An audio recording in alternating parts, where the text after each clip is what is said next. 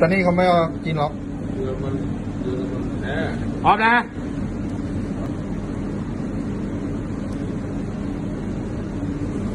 ถ้าออฟแล้วก็ดึงออกทีละตัวถ้าออฟคือการตัดไฟออก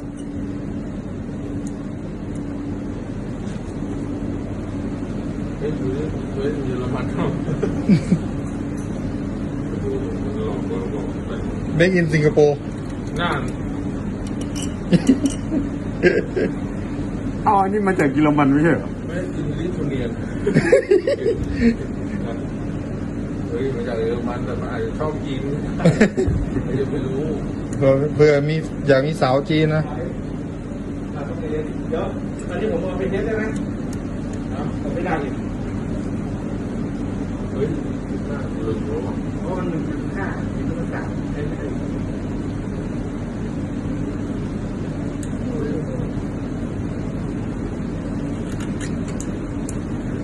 เฮ้ยอันนี้จอกาแฟมันมาอย่างวะเราไม่ได้แล้วเนี่ยมานะพี่ส่งไปซ่อมนี่เหรอไม่ผมตกไปซ่อมก็ส่งไปซ่อมเป็นตัวใหม่มันก็ซื้อต้นสโตไปอ๋อเล่นนะสโตก็จะเป็นคนซื้อเหรอพี่